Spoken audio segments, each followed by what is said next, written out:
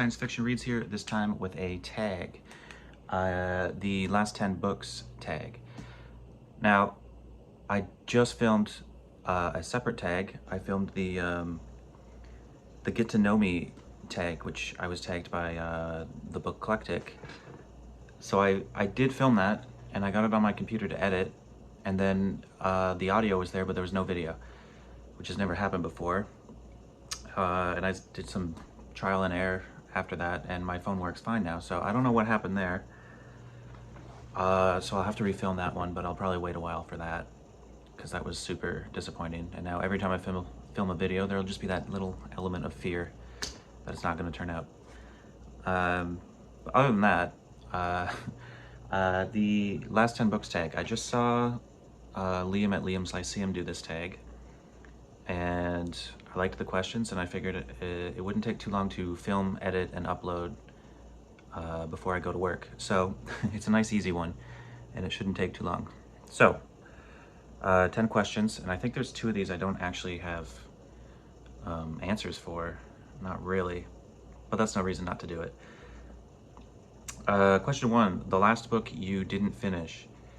That would be Alistair Reynolds' Poseidon's Wake, which I have read start to finish, but a few years ago I reread this trilogy, and by the time I got to the 3rd book, I had just gone out to British Columbia on vacation, and I spent like a week and a half on a sailboat, and I read some of it here and there, didn't finish it. By the time I got home from that vacation, I had a mountain of books in the mail, and I was just far more interested in reading something new. So kind of weird for me to reread a trilogy and not finish the very last book, but I have finished this before and I do enjoy it. Now the last book I reread is question 2. That was Tristan Palmgren's Quietus, which I loved the first time around, and then I was ready for the sequel, but it had been a while, so I reread this and the sequel. Loved them both, as I've mentioned before. I wish he'd write more in this series, or just more in general. I think the only other stuff he's writing right now is like Marvel Universe stuff or something when I last checked, which is not my thing. But if he wrote fantasy or science fiction, that even if it wasn't related to this series, I'd still be quite interested in that. Question 3, the last book you bought. That was In the Problem Pit by Frederick Pohl, this is a short story collection. I think the only Frederick Pohl I've read would be a couple short stories scattered through a couple anthologies. So I got a bunch of his books, I just haven't read anything by him. I like the cover art. The cover's quite creased, but the spine's nice. It says $3, but it was like 50 cents. Question 4. The last book you said you read but didn't. I don't really have an answer for this. I mean, if we go back as far as high school, sure, there's plenty of stuff I said I read for assignments and never did. And I guess even more recently, when I went back to college. Yeah, so let's say that. School-related things, I tended to not read start to finish, or at all. Let's see here. The last book you wrote in the margins of is the next question. I don't think I've ever written in a book, but a couple years ago I did have my own custom little book stamp made, because I got the idea in my head I was going to like personalize all my books. So I made this logo, which is like an early version of what would later become my Science Fiction Reads logo. So it's the planet I used and edited for my logo, but at this time I still had like this spaceship flying around it, which is actually kind of a rip-off of the logo from like Lego Space or something.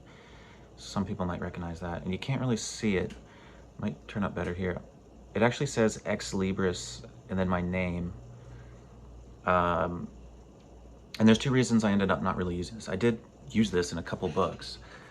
One, the text, the Ex Libris, it ended up being too tiny. Like, I custom made this online and it's so tiny, you couldn't really read it. But also, after I stamped a couple books, I was like, you know what? It feels like I'm defacing, lowering the worth of these books, and it just felt wrong, so I stopped doing it.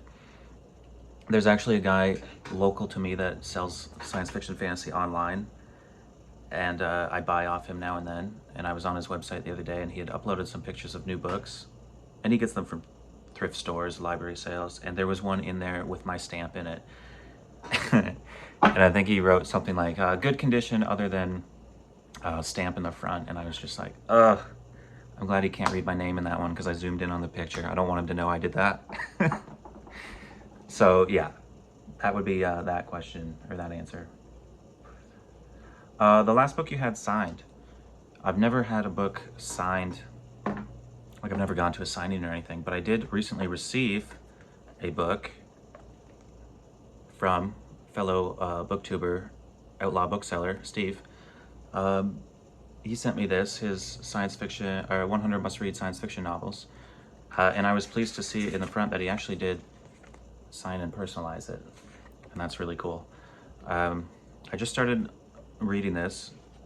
It's quite insightful, and I kind of cheated and skipped to a bunch of my favorite authors and read entries on them. And it's really neat. This is going to be like my science fiction Bible, I think. I'm going to be referring to this a lot. Yeah, I'm enjoying it. Like, oh, there's an entry on Henry Kuttner, who I just bought a book of his. So I'll probably read that when I go to read his book.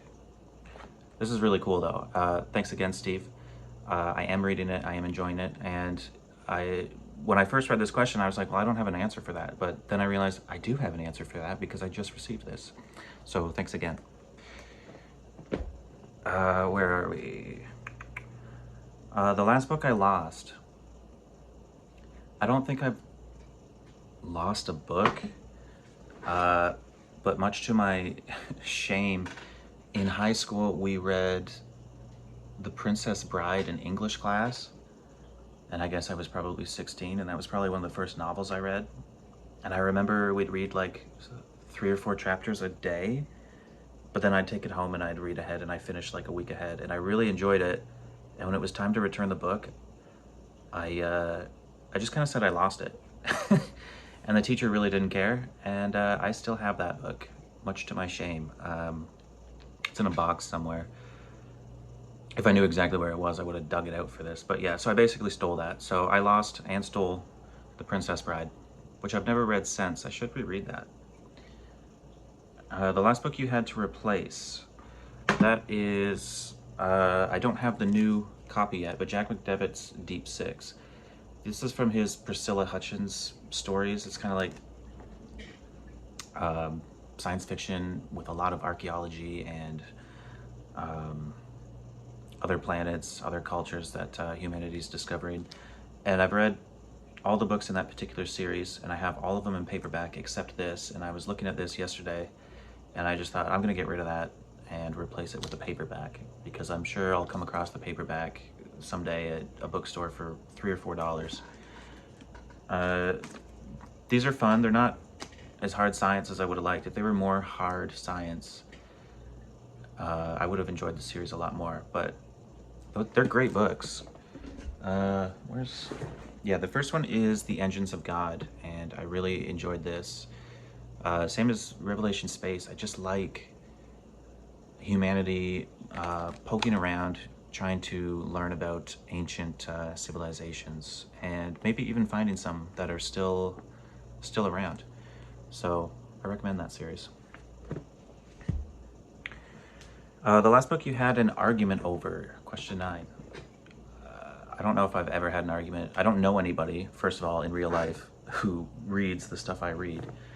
So I've never had an argument or difference of opinion with anyone. And I've never argued with anyone online on BookTube or anything. So I guess I don't have an answer for that. No. Question 10. The last book you couldn't get hold of. I'm